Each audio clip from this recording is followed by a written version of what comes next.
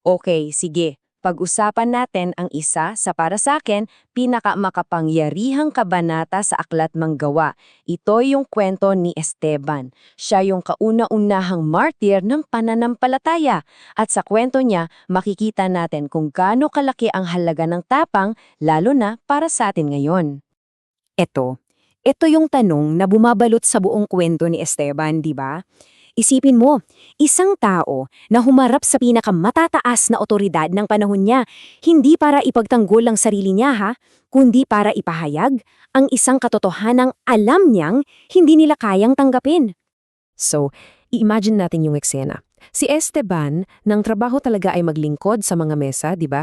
Biglang, eto na, nililitis siya para sa kanyang buhay. Humarap siya sa pinakapunong pare, tapos tinanong lang siya ng simple. Totoo ba lahat ng paratang na to sa'yo? Okay, dito na nagiging super interesante yung kwento. Kasi yung depensa ni Esteban, hindi siya simpleng pag-deny. Hindi niya sinabing, hindi po totoo yan. Instead, ang ginawa niya, binalikan niya yung buong kasaysayan ng mga Hudyo. At sa paglalahad niya, ipinakita niya na ang Diyos palaging kumikilos sa labas ng mga institusyon na sobrang pinapahalagahan nila. Tingnan natin tong timeline na ginawa niya. Ang galing, di ba? Sinimulan niya kay Abraham sa Mesopotamia, tapos si Jose sa Ehipto, tapos si Moises saan? Sa ilang ng Midian? Anong punto niya? Malinaw na malinaw. Ang presensya at kapangyarihan ng Diyos ay hindi kailanman nakakahon sa isang lugar lang. Direct hit yon sa pride ng Sanhedrin tungkol sa templo nila. At eto na yung kanyang theological masterstroke. Diretsahan niyang sinabi, ang Diyos hindi nakatira sa mga bahay ng gawa ng tao.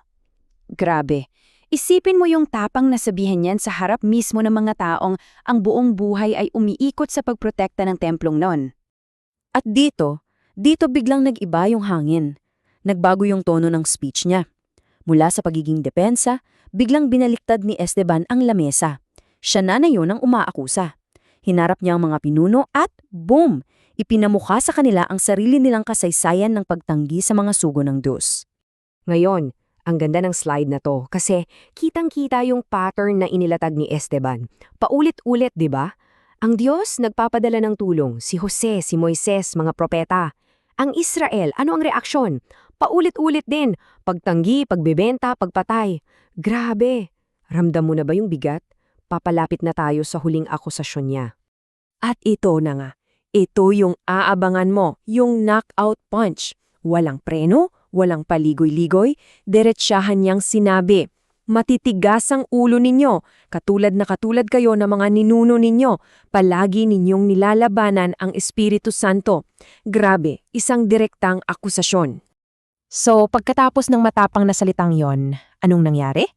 Dito, biglang nag-iba ang lahat. Titingnan natin yung naging bunga ng sinabi ni Esteban at kung paano yung galit ng mundo ay sinalubong ng isang napakagandang panghihitik sa langit. Nai-imagine mo ba yung galit nila? Yung tipong naninginig sila sa puot? Hindi lang sila di sumang-ayon. Galit na galit sila. Sobrang nasaktan yung pride nila kasi tumama sa kanila yung katotohanan. Pero sa gitna ng lahat ng galit na yon, ano ang nakita ni Esteban? Isang pambihirang pangitain. Sabi sa Biblia, puspos siya ng Espiritu Santo. Kaya ang tingin niya, wala na sa mga taong galit sa kanya. Nakikinig na siya sa langit. Nakita niya si Jesus at doon nanggagaling yung lakas niya. At ito na. Ito na yung pinakahuling patunay na ang buhay niya ay puno ng banal na espiritu. Habang binabato siya hanggang mamatay, ang huling salita niya, pagpapatawad. Parang echo ng sinabi mismo ni Jesus sa krus. Yung lakas na magpatawad sa gitna ng ganong karahasan, hindi yan galing sa tao, galing yan sa Diyos. So, heto na yung pinaka-crucial na tanong, di ba? Paano natin ngayon ikokonekta itong sinaunang kwento sa buhay natin bilang mga Pilipinong mananampalataya? Kasi hindi ito basta historical record lang. Ito ay isang blueprint, isang hamon para sa atin ngayon. Ang tapang ni Esteban na harapin ang maling religiyon, yan ang direktang modelo para sa simbahan dito sa Pilipinas. Ang hamon sa atin ay harapin yung tinatawag na cultural syncretism, yung paghalo-halo ng Kristyanismo sa ibang paniniwala tulad ng mga pamahiin o yung pag-asa sa anting-anting. Ang kailangan nating ipakita ay yung tunay na kapangyarihan ng Ebanghelyo na mas nakapagpapalaya kaysa sa anumang ritual o agimat. Alam mo, sobrang ganda ng parallel na to. Yung mga unang Kristiyano, kumalat sila dahil sa pag-uusig. At dahil doon, kumalat din ang Ebanghelyo. Ngayon, tignan mo ang milyong-milyong OFW natin. Kumalat sila sa buong mundo dahil sa ekonomiya. Pero paano kung tingnan natin sila hindi lang bilang mga manggagawa, kundi bilang mga misyonero, mga ambasador sa mga lugar na hindi basta-basta mapapasok? Sila ang modernong missionary force natin.